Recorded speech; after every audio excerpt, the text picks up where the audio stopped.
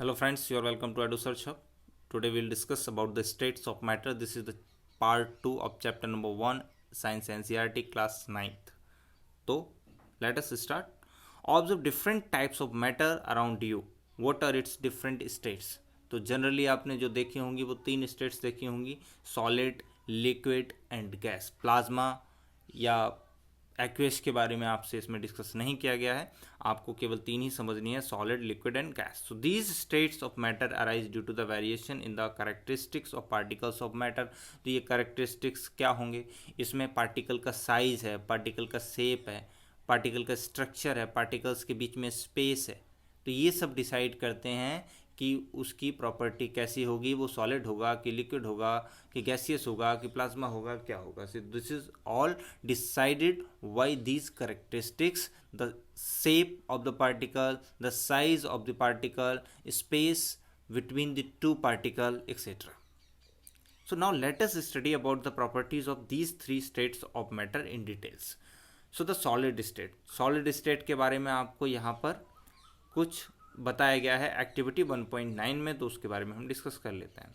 तो आपको कुछ आइटम्स कलेक्ट करने हैं, पेन है, बुक है, नीडल है, पीस ऑफ वुडन स्टिक है, ये सब आपने इकट्ठा कर लिए. फिर उसकी एक स्केच बनाई सभी की, और आपने ऑब्जर्व किया कि सभी की शेप एक जैसी है. अगर अलग अलग आइटम्स की बात की जाए तो सबकी शेप एक जैसी नहीं है, लेकिन पेंसिल अगर एक जैसी हैं तो उनकी शेप एक जैसी होगी. वॉल्यूम फिक्स्ड है, हाँ बिल्कुल वॉल्यूम फिक्स्ड है. अगर पेंसिल का एक पर्टिकुलर वॉल्यूम है तो वही है, बदलेगा नहीं. अगर आपने कहीं और डाल दिया तो पेंसिल का वॉल्यूम नहीं बदल जाएगा, that is fixed. Boundaries fixed हैं, बिल्कुल डिस्टिंक्ट बाउंड्रीज हैं और वो फिक्स्ड हैं. So what happens if they are hammered, pulled और ड्रॉप्ड?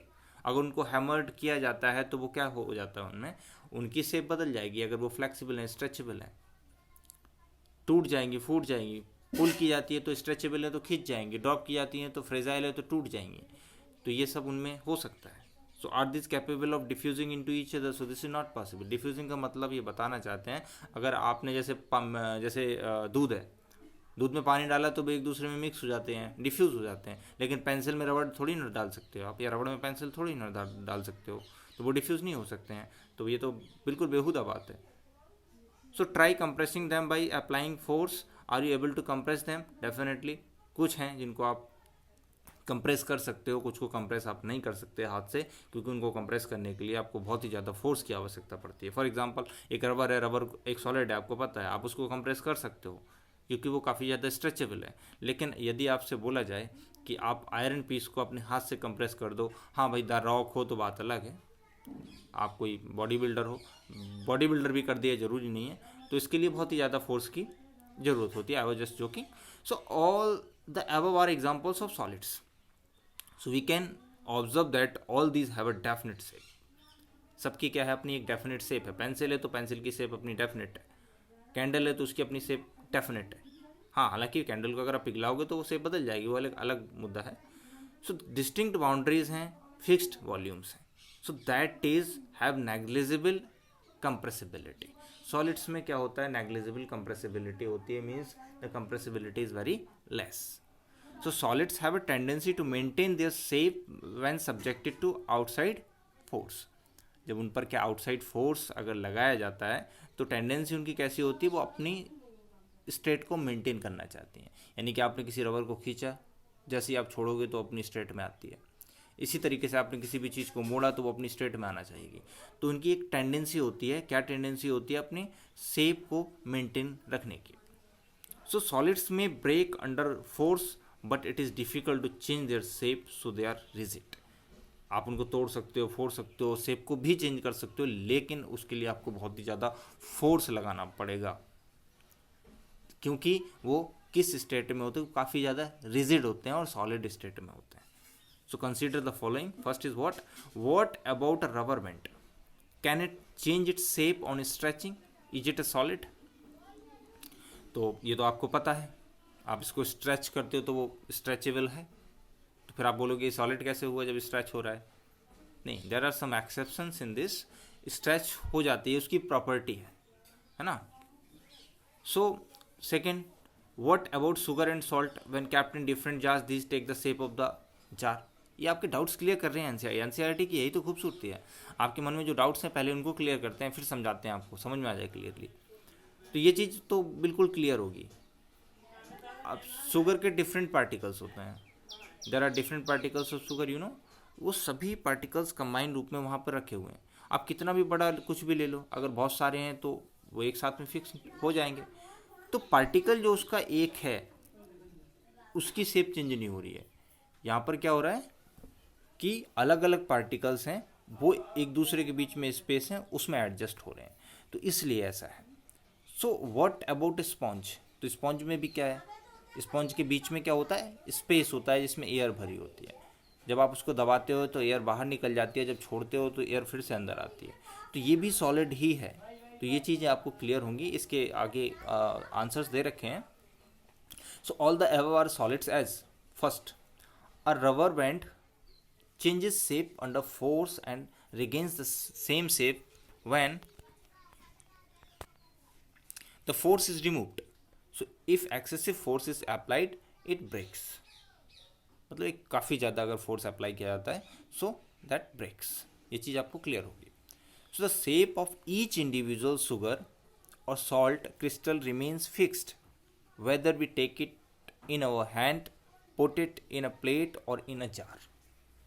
तो मालूम होगा, अगर एक पर्टिकुलर अगर उसकी बात की जाए, एक टुकड़े की बात की जाए चीनी के, तो उसकी तो शेप फिक्स है ना, वो रेक्टेंगल शेप में है या क्यूब है, कुछ भी है, तो वो उसकी फिक्स है। लेकिन सभी को साथ में आप कलेक्टिवली रख रहे हो तो उनके बीच में स्पेस है, जिसकी वजह से उसी के वॉल्यूम के अकॉर्डिंग वो कन्वर्ट हो रहा है। बट उसको आप लिक्विड नहीं कह सकते हो, ना गैस कह सकते हो।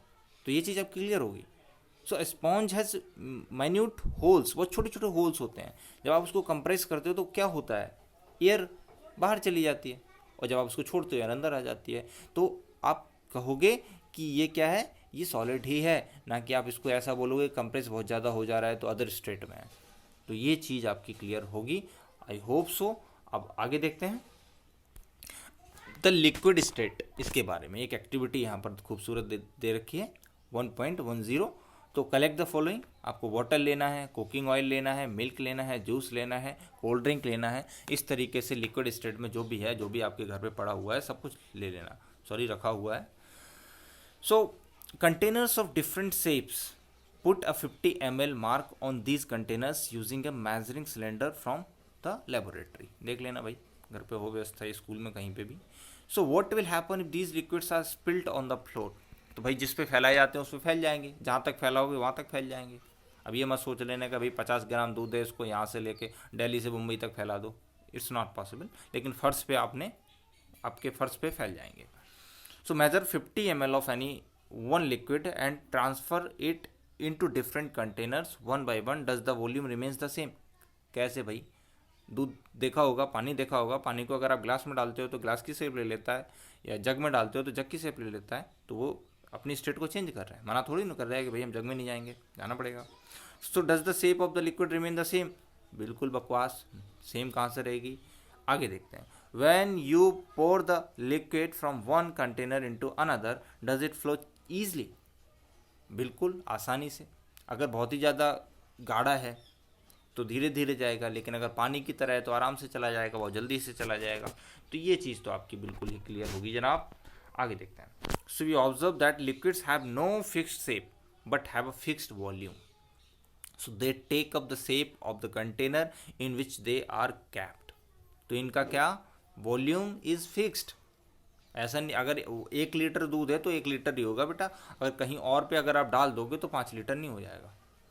तो वॉल्यूम कैसा होता है, फिक्स्ड होता है। लेकिन आप उसको जग में डालोगे तो जग की शेप ले लेगा, गिलास में डालोगे गिलास की, चम्मच में डालोगे चम्मच की, जिसमें जो भी बर्तन है जिसमें डालोगे उसकी शेप ले लेगा। तो कहने का मतलब ये shape is not fixed but what, volume is fixed. So they take up the shape of the container in which they are kept. Liquids flow and change shape, so they are not rigid but can be called fluid. तो वो rigid नहीं है ना, कैसे हैं, fluid in nature है। Fluid का मतलब आराम से फ्लो कर जाते हैं, ईजिली फ्लो कर जाते हैं। So refer to activities 1.4 and 1.5 where we saw that solids and liquids can diffuse into liquids. तो सॉलिड लिक्विड्स में डिफ्यूज कर सकता है, लिक्विड लिक्विड में डिफ्यूज़ कर सकता है, बिल्कुल कर सकता है। अभी आपको बताया था कि दूध में पानी मिलाया तो मिल गया, लेकिन दूध में चीनी भी मिल जाती है, दूध में शुगर भी मिल जाती है, तो सॉलिड भी डिफ्यूज़ हो जाता है। तो ये किसकी प्रॉपर्टी है? उस लिक्विड की, पर्टिकुलर लिक्विड की प्रॉपर्टी है। तो ये चीज़ आपकी क्लियर होगी। So the gases from the atmosphere diffuse and dissolve in the water. बिल्कुल, आपने सुना होगा कि जो वाटर होता है उसमें ऑक्सीजन डिजॉल्व होती है, तो वो भी डिजॉल्व उसमें हो सकती है। तो ये चीज़ आपको याद रखना है कि गैस भी लिक्विड में डिजॉल्व हो सकती है। So these gases, especially oxygen and carbon dioxide, are essential for the survival of aquatic animals and plants. You know, plants क्या करते हैं, उनको CO2 की ज़रूरत होती है। जो भी प्लांट्स सी एंड ओशन जहाँ पर भी हैं, किसी भी वाटर बॉडी में, इसी तरीके से वहाँ पर जो एनिमल्स हैं, जैसे मछली, आपने देखा होगा मछली मुँह चलाती रहती है। वो क्यों? क्योंकि जो डिजॉल्व्ड ऑक्सीजन होती है उसकी मात्रा बहुत कम होती है, उसकी क्वांटिटी बहुत कम होती है, लेकिन उसको ज़रूरत ज़्यादा होती है, तो इसलिए वो जल्दी जल्दी मुँह चलाती है। जितनी भी उसको ज़रूरत होती है उसको वो पूरी कर सके, ऑक्सीजन को मिल सके ऑक्सीजन उसको। So all these living creatures need to breathe for survival, इसीलिए ऐसा होता है। So the aquatic animals can breathe under water due to the presence of dissolved oxygen in water.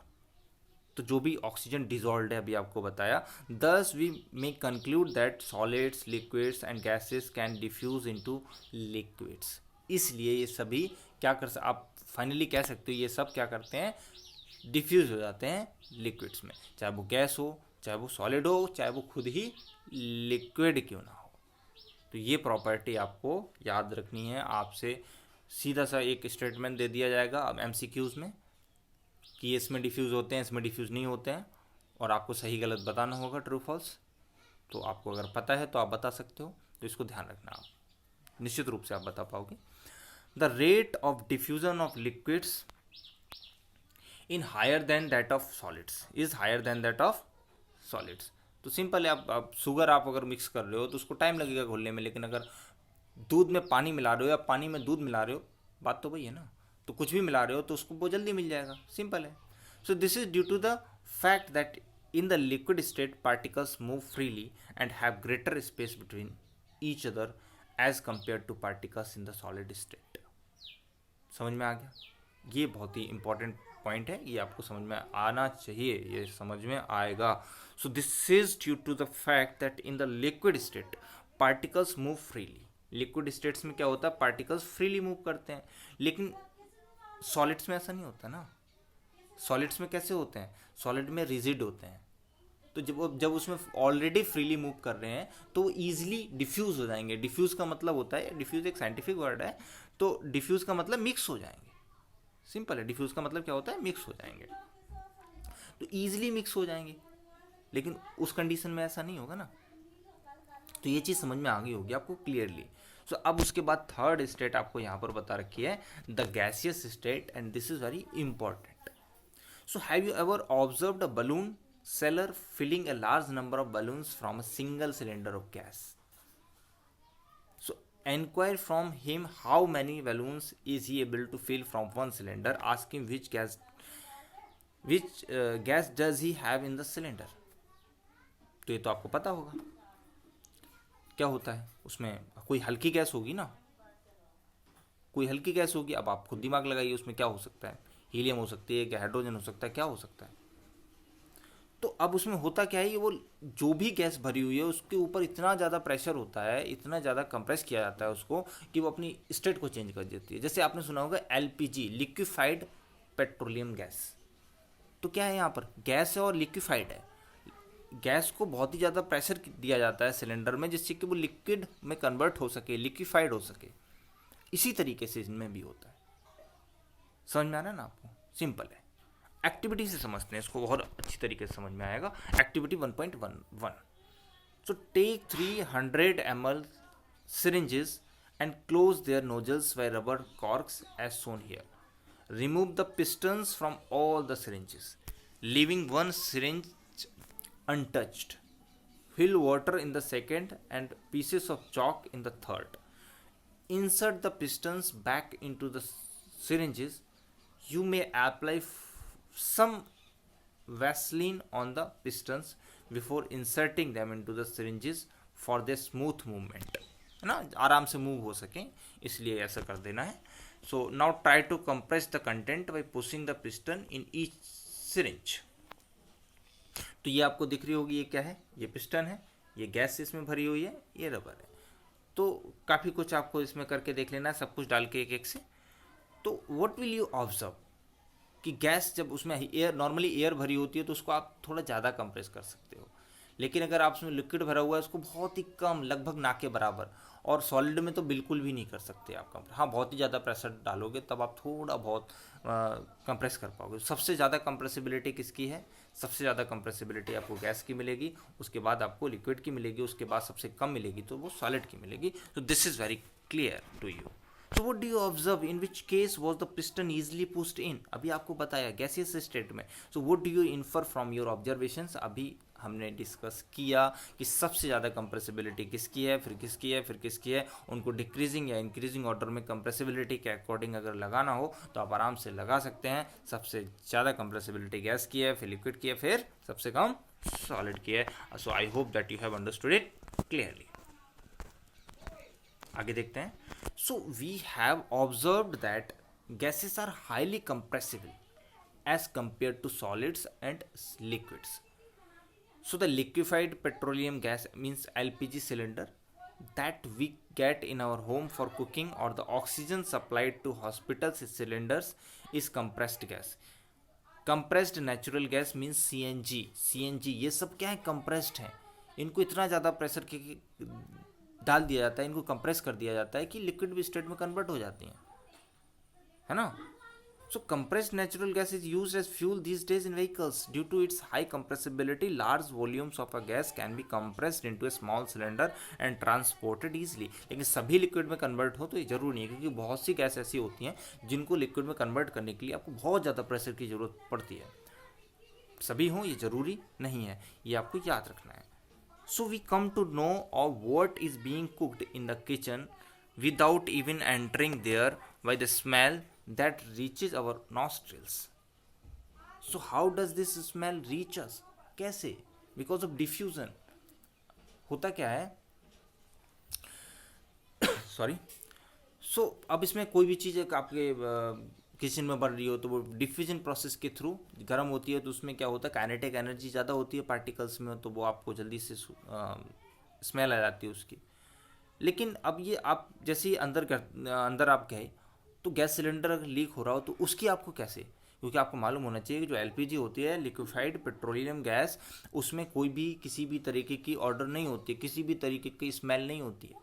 लेकिन ये क्या आती है, इसमें हम एक गैस डालते हैं जिसको हम बोलते हैं मरकैप्टन. क्या, मरकैप्टन. तो मरकैप्टन नाम की एक हम उसमें गैस मिलाते हैं जिसकी वो गंध आती है जो आप सूंघ पाते हो. So the how does this smell reaches? The particles of the aroma of food mix with the particles of air spread from the kitchen reaches and even farther away. बहुत दूर दूर, काफ़ी दूर तक किसी पड़ोसी के घर में कोई अच्छी चीज़ बन रही हो तो भाई अपने पानी आ जाता है ना. तो वो क्यों आ जाता है? इसी एरोमा की वजह से आ जाता है. वो एरोमा आपकी नाकों तक पहुंचती है. So the smell of hot cooked food reaches us in seconds.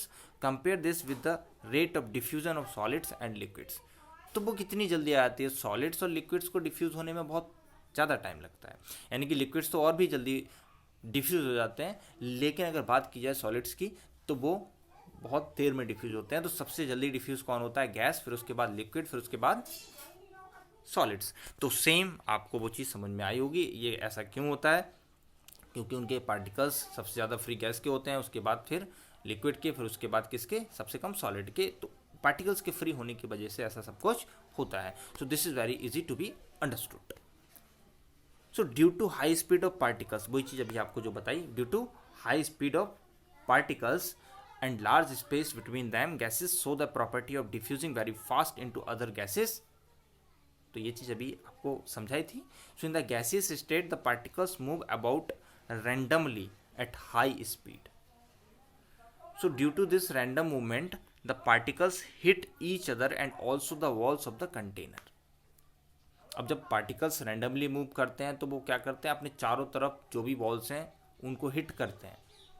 जिससे क्या होता है दीवार पे प्रेशर, और ये आपको ये पता होना चाहिए जब कोई भी लिक्विड या सॉलिड किसी भी बर्तन में रखा जाता है, किसी भी चीज़ में रखा जाता है, तो वो चारों तरफ इक्वल अमाउंट में फोर्स अप्लाई करता है। यानी कि जब वो पार्टिकल्स टकराते हैं वहाँ पे जाके, तो इससे क्या होता है एक प्रेशर क्रिएट करते हैं।